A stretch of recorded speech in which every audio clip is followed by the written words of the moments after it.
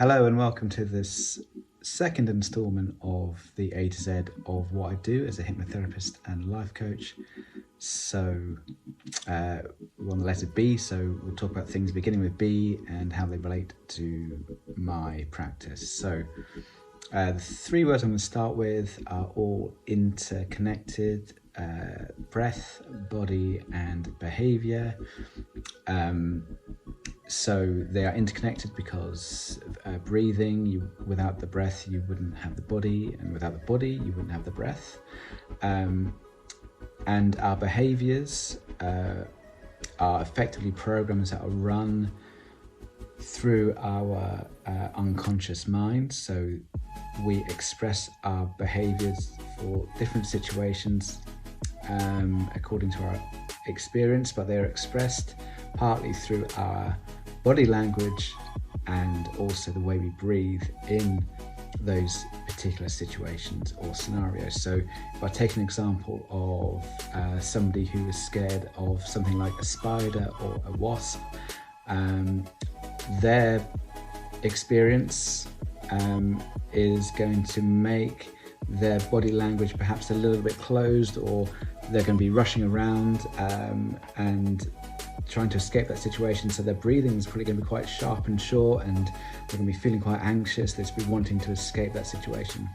And compare that to somebody who's just sitting down, a bit like I am now, nice and chilled, just enjoying the evening, maybe reading a book, and their body language is going to be nice and open. They're going to be nice and calm in the way they're breathing, not in a rush to go anywhere, just feeling very chilled and relaxed.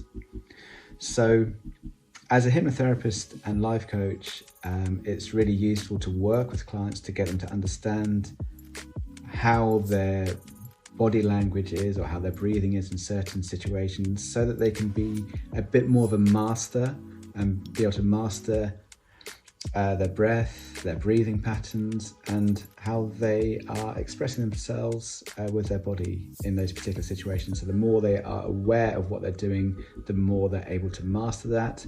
And of course, I use the breath and the body to help put clients into trance, because I use my own body language and breathing pattern to pace a client when going into trance, so that I can then put them into a nice relaxed state, so that the suggestions that I give help change their behavior in certain situations for something that is more beneficial and resourceful for them. The final thing that I want to talk about is books, because books are also very important to what I do.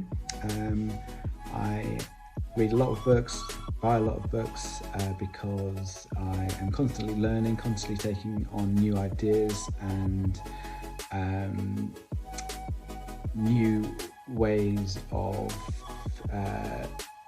thinking or expressing what I'm doing, or discovering new techniques. And those books may be a whole range of books, from hypnotherapy, life coaching type books, to more kind of philosophy, maybe Eastern philosophy, because that's very aligned with how I am as an individual, but also how I present myself in my practice and present some of the techniques that I use. And here's the book that I actually wrote myself at the start of lockdown, at the start of me becoming a life coach and hypnotherapist, which has its own story. And yeah, it actually did quite well to start with. It got quite high in the Apple Health and Wellbeing book chart for a few hours. I was outselling one or two people like Jordan Peterson, although my sales are probably lagging a little bit now. It's still a great experience, and hopefully I'll write another book one day, but not necessarily about lockdown. Yes, just a few other books there that I have got inspiration from in the past, and in one way or another, a book, whether it's a picture book or a book about nature, or it might be something completely different to what I practice, but at the same time just as useful in terms of presenting an idea or something that's going to just help a client move into the next phase of their life. So using inspirational quotes or different techniques that I might just pick up from a book that I'm reading. It's all good, it's all useful.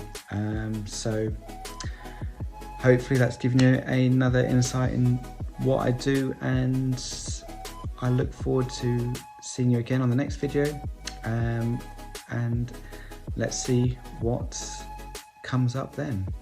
See you next time.